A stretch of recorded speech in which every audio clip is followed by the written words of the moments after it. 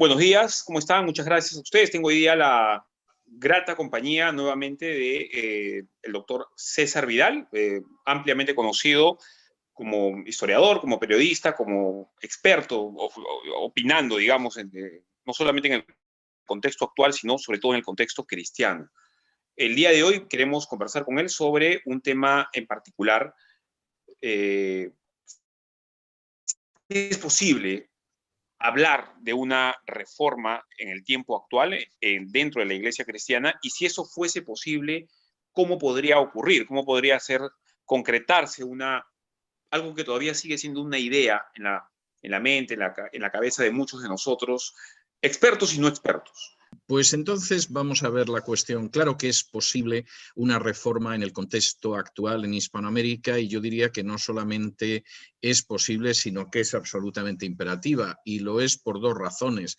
Una que tiene que ver con la situación del pueblo de Dios en Hispanoamérica, que es objeto de un acoso creciente y de una infiltración creciente, y otra porque efectivamente Hispanoamérica necesita vivir en algún momento esa reforma que se le ha negado desde hace prácticamente 5 siglos, porque la cultura que se ha impuesto en muchas ocasiones a sangre y fuego en Hispanoamérica ha sido una cultura no que nazca de la Biblia, no que proceda de las Escrituras, sino que ha sido una cultura hispano-católica que ha pesado como una enorme losa sobre el desarrollo de las distintas repúblicas de Hispanoamérica. Hermano, una consulta. Algunas personas están hablando de ya no es necesario reformar la Iglesia Católica porque eso ya ocurrió. Hay un cierto tipo de cristianos que están diciendo eso. De alguna manera, no sé si eso es cierto o no, pero más o menos lo que tratan de decir es, lo que hay que reformar ahora es buena parte de las iglesias cristianas que han adoptado, digamos, costumbres, por decirlo de alguna manera, relacionadas al Evangelio de la Prosperidad, por un lado, y en el otro extremo, algo como la teología de la liberación. Yo Bueno, quería un poco vamos a ver. La Iglesia Católica no se ha reformado jamás, e incluso ha ido a peor en estos 500 años. Es decir, Trento implicó el inicio de la contrarreforma de manera formal, aunque había empezado ya antes, e implicó un aferrarse a tradiciones humanas totalmente antibíblicas y apartarse incluso de algunas concepciones bíblicas que no habían sido todavía estranguladas dentro de la Iglesia Católica. Pero es que cuando uno examina los dogmas que se han producido durante los últimos siglos, son dogmas que no pueden ser más antibíblicos. Afirmar que María no pecó cuando se da la circunstancia de que la Biblia deja muy claramente establecido que todos hemos pecado y no alcanzamos la gloria de Dios, pero la Inmaculada Concepción es uno de esos dogmas de los últimos tiempos. Afirmar que se produjo la asunción de María al cielo, que de nuevo es una tradición, dicho sea de paso, sin ninguna base en la Biblia ni cosa parecida. En el caso de la Inmaculada Concepción de María, por cierto, negada expresamente por Tomás de Aquino. Es decir, esto además, hasta bien avanzada la Edad Media, semejante disparate no lo sostenía nadie, y el primero que no lo sostenía era Tomás de Aquino. Y no hablemos ya de la infalibilidad papal, que durante la Edad Media fue declarada doctrina diabólica por un papa y que, sin embargo, en 1871 se convirtió en dogma. Si la Iglesia Católica, que ha ido de mal en peor, no necesita una reforma, posiblemente a lo mejor sería más realista marcharse de la Iglesia Católica directamente y buscar la verdad en las Escrituras, pero desde luego no se puede decir que se haya operado una reforma porque no es así. Y la propia teología de la liberación es algo que surge en el seno de la Iglesia Católica, que históricamente se enmarida con el poder que supuestamente va a llevarse el gato al agua, va a prevalecer en algún lugar. En Hispanoamérica, en los años 70, parecía que las revoluciones marxistas efectivamente se iban a imponer desde Nicaragua al resto del subcontinente, y por supuesto la Iglesia Católica estaba ahí y estaba a favor. Y cuando en un momento determinado eso empezó a colapsarse, pues marcó distancias, porque es algo muy típico en el devenir de la Iglesia Católica. De modo que, por responder a la primera cuestión, hombre, claro que lo necesita. Ha ido de mal en peor en los últimos 500 años, si acaso la necesita ahora más que hace 500 años. En el caso de lo que sería el pueblo evangélico, vamos a ver, el pueblo evangélico ha tenido una serie de manifestaciones de degeneración espiritual que efectivamente obligan a reflexionar en ellas, porque un poco de levadura leuda toda la masa, como dice Pablo. Y, por supuesto, ahí está, por un lado, lo que sería el liberalismo teológico, que ha ido avanzando, sobre todo en editoriales y en instituciones de enseñanza teológica. Ahí está el Evangelio de la Prosperidad, que ha ido avanzando sobre todo en ciertos sectores eclesiales, y ahí está, por ejemplo, las modas judaizantes, que son absolutamente ridículas, pero que resultan dotadas de un cierto poder de apelación para las personas. Ahora, ¿cómo llegamos a reformar la iglesia cristiana evangélica hoy? O sea, si es que es necesario reformarla, o cómo hacer para que sea mucho más bíblica hoy en día. Pues yo creo que casi en la pregunta, Fabricio, tú mismo te das la respuesta, regresando a la Biblia. Es decir, ¿cómo hacemos que una institución que en muchas ocasiones se ha ido apartando de la Biblia regrese a la Biblia? Bueno, pues regresando a la Biblia. Es que es algo de sentido común, central en la vida de cada creyente, que en muchísimos casos no existe.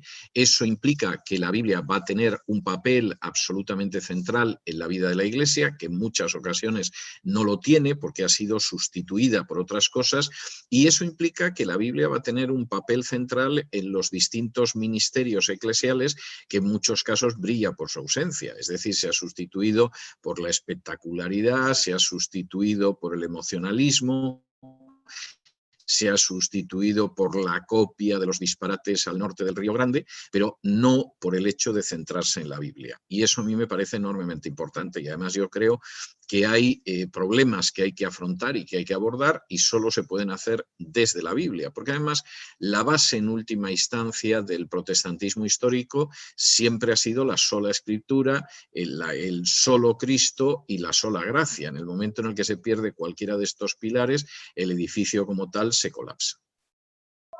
A ver, hermano, voy a hacer una parábola para volver al tema. Muchos de nosotros hemos estado siguiendo paso a paso lo que ha estado ocurriendo en Norteamérica, el tema de las elecciones, etc. Entendemos que si es que se constituye un gobierno progresista radical de izquierda en Norteamérica, esto de alguna manera podría significar no sé si una persecución, pero una cada vez mayor oposición a la moral cristiana, a instituciones cristianas, a figuras públicas cristianas, etc. Este recrudecimiento a favor del progresismo en Norteamérica, y por ende de todo Occidente, podría ser el fuego que avive un avivamiento, valga la redundancia, que inicie una especie de reforma dentro de la propia iglesia cristiana, porque más o menos eso fue lo que hizo Lutero, ¿no?, contra las autoridades civiles de su época. Vamos a ver, hay varias cuestiones ahí, me parecen todas importantes. Primero, calificar de progresismo lo que puede suceder en Estados Unidos y sucede en otros países es aceptar la manipulación del lenguaje de las otras personas. Es decir, claro que se presentan como progresistas, pero bueno, como progresando hacia el borde del abismo para que luego caigamos todos, porque evidentemente no se puede considerar progresista la destrucción de la familia, no se puede considerar progresista que se retiren esas defensas que tiene la vida humana dentro de una sociedad, no se puede considerar progresista que se acabe con la libertad de expresión, no se puede considerar progresista en un momento determinado que se cercenen libertades importantes. De modo que aquí no estamos caminando sobre las bases del progreso, del progresismo, aquí vamos avanzando hacia dictaduras más o menos declaradas en distintas partes del mundo y de maneras diferentes. Ahora, vamos a ver, la reacción frente a esto yo creo que es evidente que no puede ser la reacción que, por ejemplo, experimentan muchos católicos. Y voy a intentar explicar esto porque me temo que muchos evangélicos en Hispanoamérica esto lo pierden de vista y no se dan cuenta de dónde están. La reacción de muchos de los católicos es una reacción de pánico, porque desde el siglo IV el cristianismo decidió acostarse con el Imperio Romano. Y esto algunos consideran que es un punto maravilloso de la historia del cristianismo, a partir del cual el cristianismo se impuso socialmente. Para cualquiera que conozca lo que fue ese acostarse con el emperador Constantino, primero lo que queda claro es que el cristianismo se paganizó. Es decir, el cristianismo se corrompió. Y esto no lo digo yo, lo dice Newman. Newman, que llegó a ser cardenal católico y que escribió un libro que se titula Ensayo sobre el desarrollo del dogma, cita una serie de prácticas paganas que entraron en el cristianismo de la mano de Constantino. Es decir, el cristianismo se paganizó.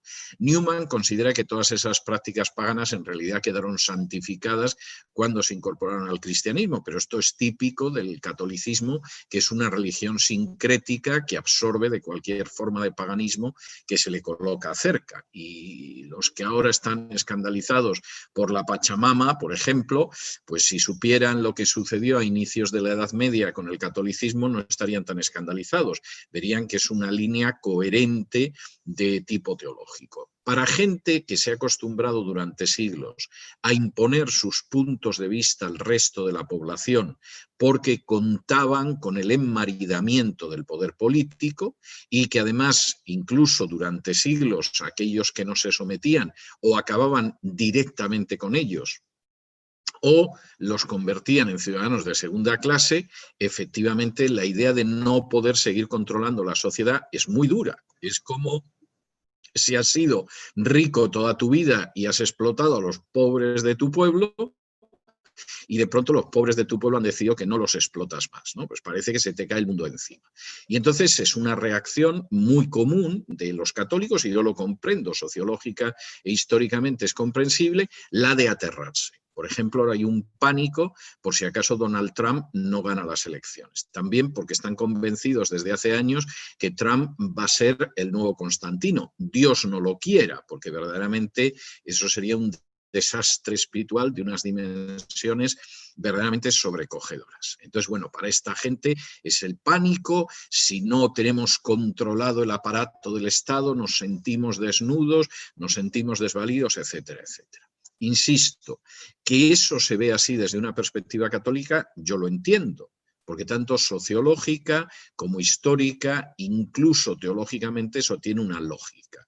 No es así en el terreno evangélico. ¿Por qué? Pues porque los evangélicos nos hemos curtido durante siglos en la persecución.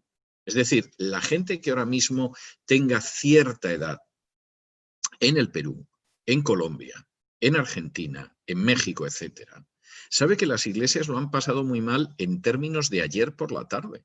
Es decir, la libertad religiosa en estos países es un fenómeno muy reciente. Es un fenómeno que durante siglos no ha existido. E incluso después de la independencia de las repúblicas hispanoamericanas, en muchísimos casos tardó mucho en aparecer. Entonces, en lugar de caer en el pánico, de pensar en la persecución, de qué desastre que nosotros no marcamos la sociedad, bueno, vamos a ver, nosotros vamos a ser la sal de la tierra y la luz del mundo, pase lo que pase. Y además quisiera recordar a la gente que se moleste en leer el Nuevo Testamento, las cartas de Pablo, el libro de los Hechos de los Apóstoles, que no hay una sola vez que Pablo se dedique a decir, bueno, como aquí caiga Calígula y venga Nerón, nos va a caer una persecución encima que estamos perdidos. O en medio de la persecución no vamos a sobrevivir. Buena parte de la obra de Pablo se escribió en la cárcel. La carta, el libro de la Biblia donde más se habla de gozo y de alegría es Filipenses, y lo escribió atado a una cadena que está, cuyo extremo al otro lado estaba pegada a una pared. En el mismo lugar donde hacían sus necesidades, donde dormía, donde comía. Exactamente, con lo cual, evidentemente, nuestro punto de vista no es ese punto de vista constantiniano tan típico del catolicismo. Nuestro punto de vista es que si efectivamente, como dice Pablo, oramos y los gobernantes nos dejan vivir de una manera libre, piadosa, etcétera, le estamos muy agradecidos a Dios. Pero si no fuera esa la circunstancia y son circunstancias difíciles, eso no nos va a quitar el gozo. Y no vamos a dejar de predicar el Evangelio y no vamos a dejar de ser la sal de la tierra y la luz del mundo. Y la identificación de que uno puede predicar el Evangelio si dispone de ciertos medios materiales, si tiene cierto poder político, etcétera, encaja totalmente en una cosmovisión católica, pero no es la cosmovisión de la Biblia.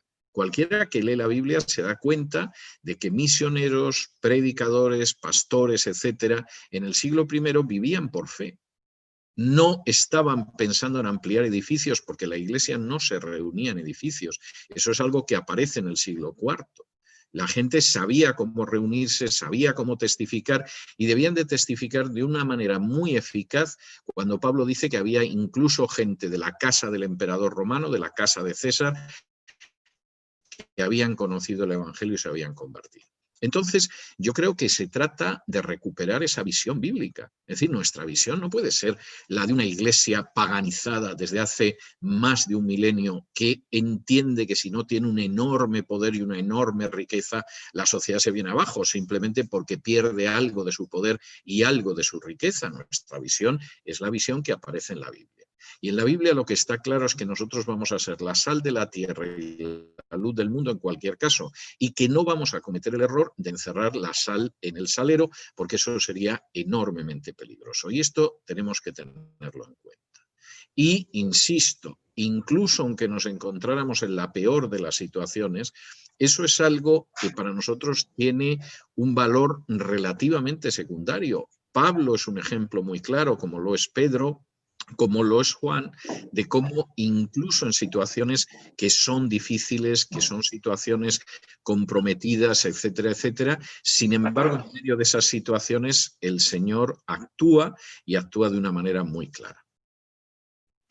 Hermano, cuando yo le digo esto, no lo digo, por supuesto, desde el temor, o sea, la perspectiva de una oposición cada vez más encarnizada o quizá una persecución, no lo sé, sino lo digo desde la expectativa. Y permítame ponerle un ejemplo. Hoy día en Lima, el Poder Ejecutivo peruano ha emitido un decreto supremo que modifica algunos artículos e incluye un párrafo muy interesante sobre la apertura de las iglesias que va a ocurrir en breve, en algunos días, en 10 días más o menos.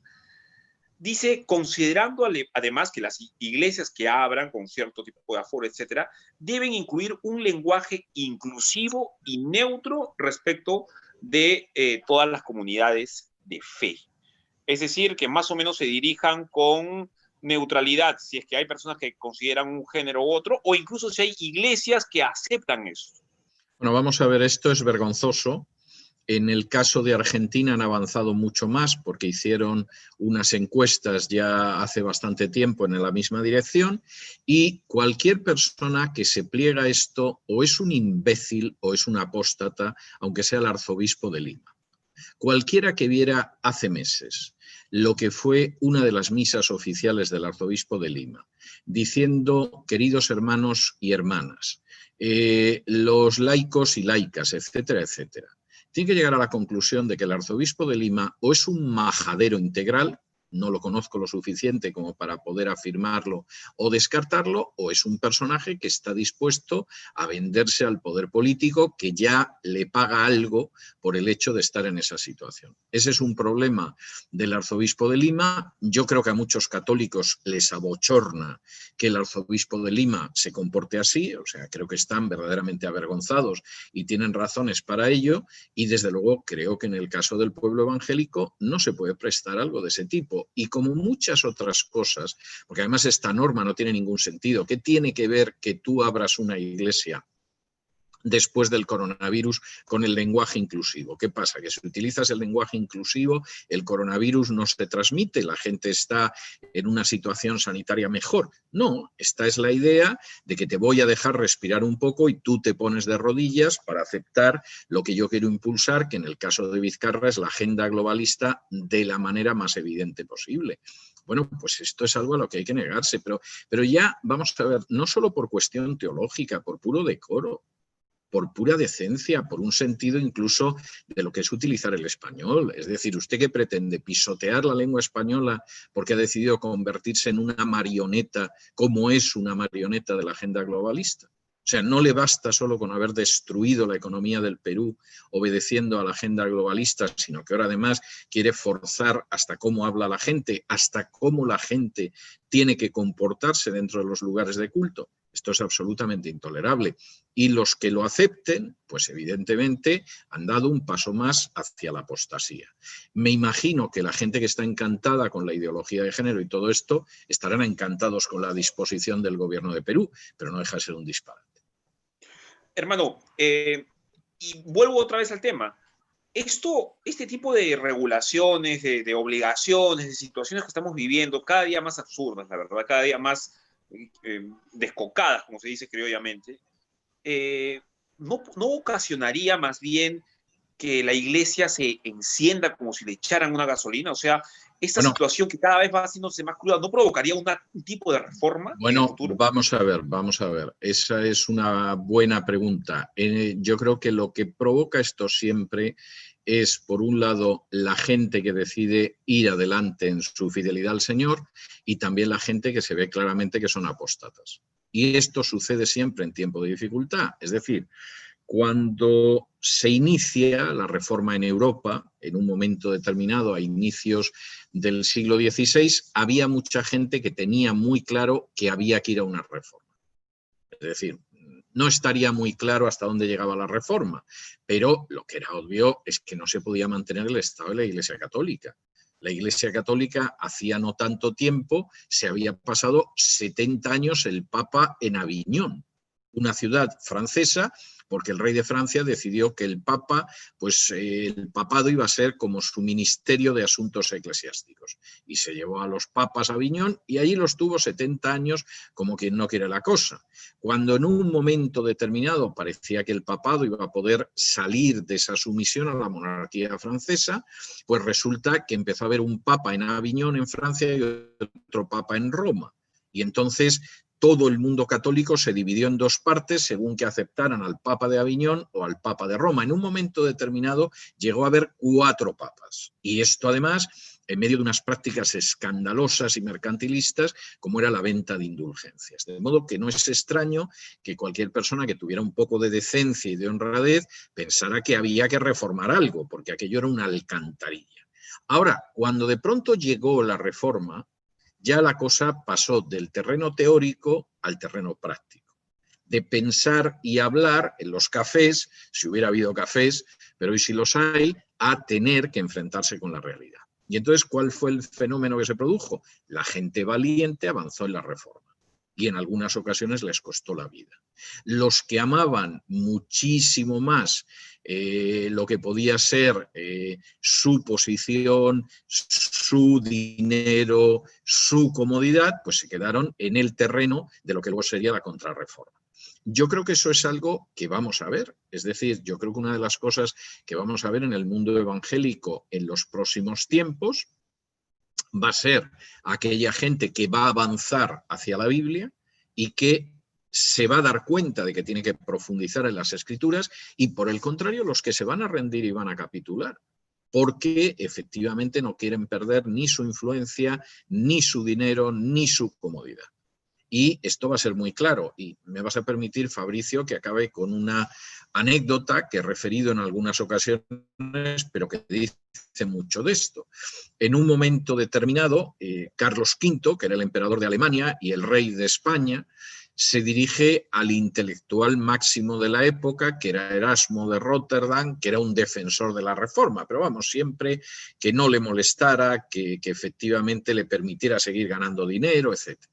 Y entonces le dice, bueno, maese Erasmo, de eso que dice ese frailecillo que se llama Lutero, ¿qué pensáis? Y Erasmo le responde al emperador Carlos V, Majestad, Lutero tiene razón, pero ha cometido 2 grandes errores. Meterse con la tiara de los obispos y con la panza de los frailes. Es decir, claro que lo que dice Lutero tiene toda la razón del mundo. O sea, eso es innegable. Pero el problema es que no se ha dado cuenta de que no se puede atacar el poder eclesial ni se pueden atacar los intereses económicos de la Iglesia. Y como lo ha hecho, eso es un gran error. Esto dice mucho de hasta qué punto Erasmo era un cínico y, como él decía, no tenía madera de mártir. Y es verdad que era así. Pero yo creo que ese es un fenómeno que nosotros vamos a ver. Nosotros vamos a ver, y lo vamos a ver de manera creciente, cómo ante situaciones verdaderamente sangrantes hay gente que se la va a jugar precisamente por fidelidad al Señor, y gente que, por el contrario, va a preferir agachar la cabeza porque es la manera de mantener su estatus. Y voy a poner algún ejemplo de esto. Por ejemplo, hay gente que cada vez está más claro que su teología es una teología liberal, que es veneno espiritual. Bueno, pues yo creo que va a quedar claro dónde está cada uno, si efectivamente a esa gente la sigues invitando a tus iglesias y no tomas ninguna medida, o por el contrario decides que esa gente no puede estar enseñando porque lo que enseña es venenoso. Creo que otra de las pruebas va a venir en un momento determinado con el matrimonio homosexual, si lamentablemente llega a probarse alguna vez en el conjunto de países de Hispanoamérica, que ahora es excepcional. Porque efectivamente va a haber pastores que van a decir que bajo ningún concepto van a casar a dos hombres o a dos mujeres, y otros que sí van a ceder y lo van a hacer. Como dentro de la Iglesia Católica sucede. Es decir, no te dicen que casan a dos hombres o que casan a dos mujeres, pero por ejemplo en Estados Unidos tú tienes parroquias donde llegan las dos lesbianas o los dos homosexuales y el sacerdote celebra una ceremonia en la cual intercambian votos de quererse para siempre, etcétera, etcétera. Por supuesto no lo llaman matrimonio porque es muy escandaloso, pero ahí llega la familia, te coloca las banderas del arco iris en la iglesia, etcétera, etcétera, y todos están contentos y con la bendición del obispo. Y yo creo que eso es algo que lo vamos a ver. Y por supuesto habrá un sector que se va a dar cuenta de que ser un discípulo de Jesús es algo muy serio y se va a centrar en la Biblia posiblemente como no lo ha hecho nunca, y va a haber otro sector al que vamos a ver apostatar, a veces de manera semioculta y a veces con banderas desplegadas al viento.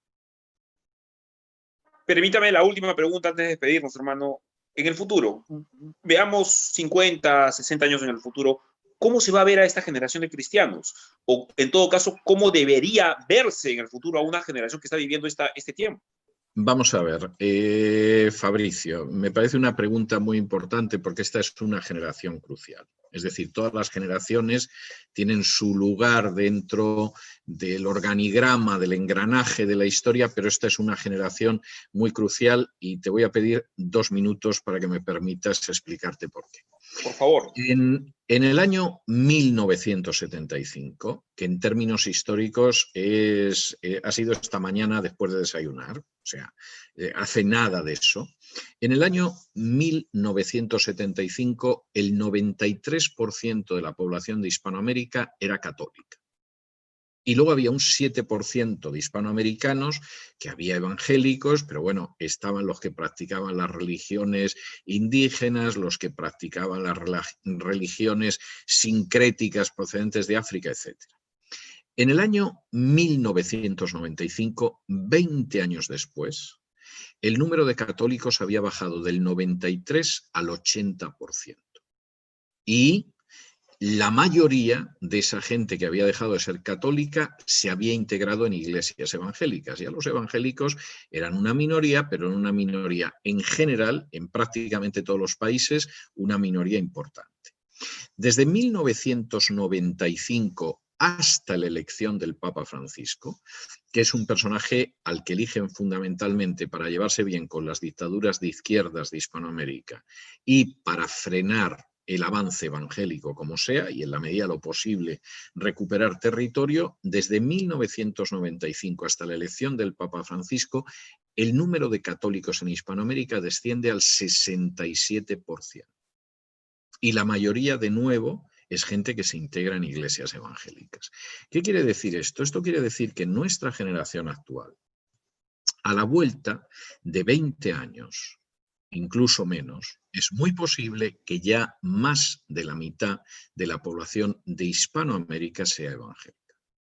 Y eso implicaría una transformación espiritual, social, política, económica, educativa, que lamentablemente esta parte del mundo no ha tenido en más de 500 años. Es algo impresionante. Y felizmente podría ocurrir en el futuro. Y, por supuesto, podría ocurrir, está totalmente dentro de lo posible. Entonces, vamos a ver, si efectivamente nos mantenemos fieles al Señor, nos mantenemos fieles a su palabra, nos mantenemos fieles en nuestras vidas, ese avance se va a producir. Y por primera vez en su historia, la mayoría de la población de Hispanoamérica va a ser evangélica, y el cambio que eso puede significar, no solo en el ámbito espiritual, sino en otros, puede ser auténticamente colosal.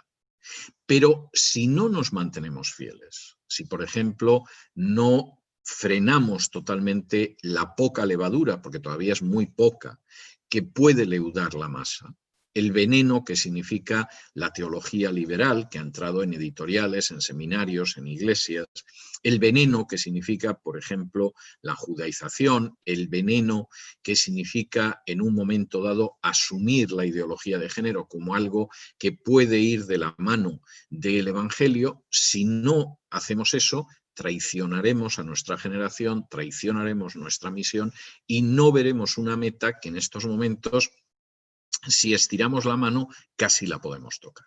De manera que esta generación es mucho más importante, mucho más crucial y mucho más decisiva que cualquier generación que haya existido antes en el pueblo evangélico en Hispanoamérica. Y no sabemos, además, si la oportunidad que tenemos ahora la vamos a volver a tener en el futuro. Y eso es enormemente importante. Por eso es absolutamente esencial regresar a la Biblia. Y si ese volver a la Biblia se lleva por delante determinadas estructuras, en fin, le arruina la carrera a alguna persona que es un profesional de la religión, etcétera, etcétera, pues seguramente es positivo. Porque evidentemente el llamado de Jesús es, en primer lugar, a negarse a uno mismo y colocar en el centro de la vida a Dios.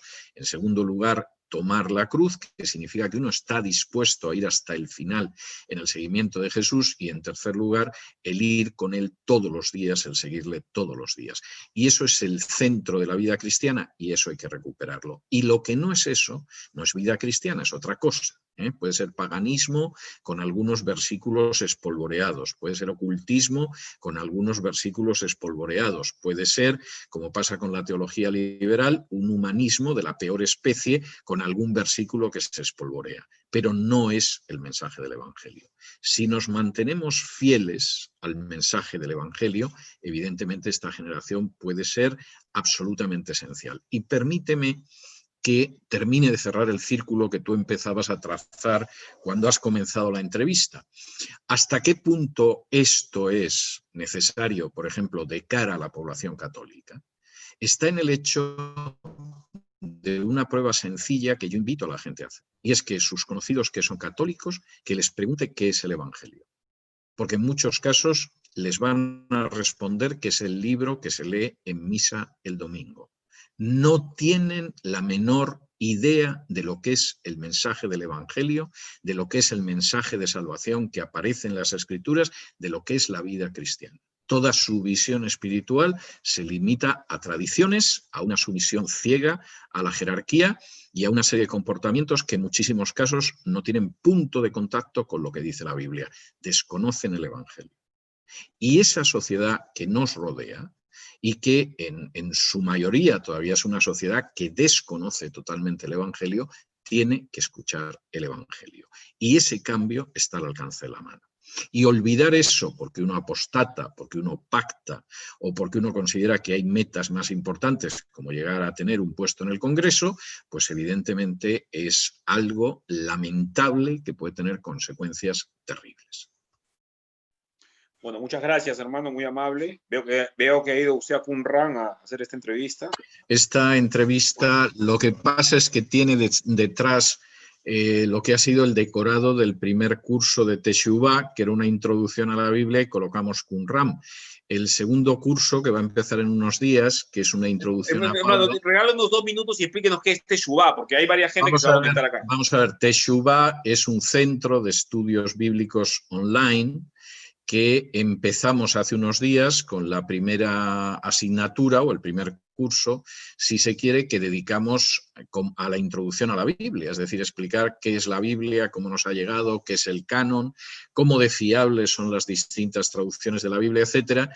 Y como en algún momento de ese curso estuve hablando de Qumran y de los documentos del Mar Muerto encontrados en Qumran, pues nos parecía que la decoración era adecuada. Como el próximo curso, que comienza en unos días, el segundo curso, está dedicado a Pablo, y va a ser una introducción a Pablo y después un estudio de su primera carta, que es la primera carta a los Gálatas, pues lo que sucede es que seguramente vamos a cambiar de escenario y entonces lo que vamos a tener como escenario, yo me imagino que lo mismo es Tarso o las puertas cilicias o algo que tenga que ver con Pablo. O sea, desaparecerá Qumran, este paisaje tan árido del desierto de Judea, donde hace un calor espantoso, dicho sea de paso. Yo he estado varias veces y es increíble, te puedes encontrar a 50 grados a la sombra, que no está nada mal, y aparecerá pues algún paisaje que tenga que ver más con Pablo,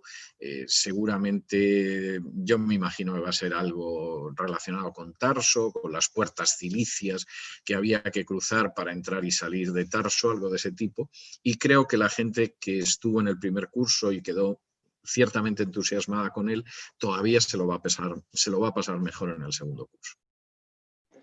Hermano, ante lo que usted está diciendo, solamente me queda compartirle antes de despedirme una expresión muy limeña que significa qué paja lo que está diciendo. O sea, qué bacán, qué chévere, qué bonito. Qué estupendo, qué bonito.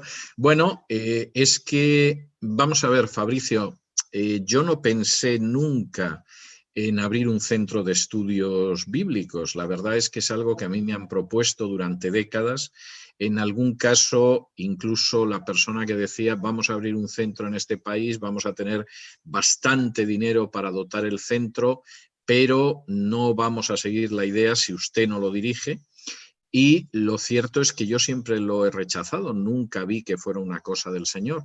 Eso cambió hace muy poquitos meses y cambió sobre todo viendo los avances absolutamente peligrosos de la teología liberal en medios evangélicos. Y ahí es cuando de pronto dices, y además va a ser online, porque la gente que viva lo mismo en la Tierra del Fuego que al lado del Río Grande o en el Valle de los Incas, pues se va a poder matricular y además lo vamos a hacer a un precio muy económico para que se pueda matricular cualquiera. Y creo que una de las experiencias más reveladoras de lo que ha sido esto es que a todos los pastores que les he dicho lo que costaba cada curso soltaban una carcajada y me decían, pero ese precio es ridículo.